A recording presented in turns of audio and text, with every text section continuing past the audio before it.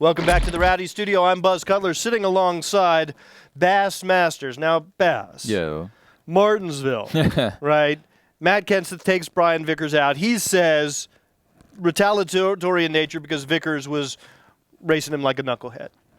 Ever since, Vickers has been vying to get back, and he did so. He lived up to his words. He put his money where his mouth is at Phoenix over the weekend and basically just punted Matt Kenseth. I don't know. If NASCAR's going to start parking people for being mad 25 seconds after you wrecking somebody, you're going to park somebody for that. But, you know, you got somebody that's been running around telling everybody for 4 or 5 weeks that as soon as he got a chance in a fast racetrack, he was going to make it hurt and he was going to wipe us out. And they do nothing about it. I mean, it's so premeditated. It just surprises me, you know. Now everybody's like, well, why is this any different than what Kyle Busch did? Well, I have some ideas, but what are your ideas? Was this the same thing that we saw from Kyle Busch in the truck race at Texas, or was this a completely different sort of scenario? Well, it wasn't completely different. I mean, it was definitely different.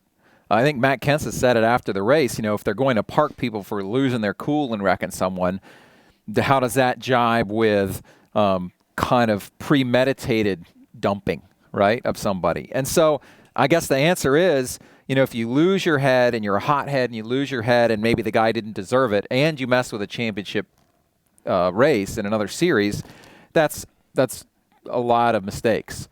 Whereas a guy just paying another guy back, I guess that's part of boys have at it. So I understand why Matt's asking that question. I would ask the same question. You know, why isn't it worse that a guy does it in a premeditated fashion? But I think NASCAR has spoken pretty clearly on this. And Vickers says, hey, that wasn't really even payback. But you know what?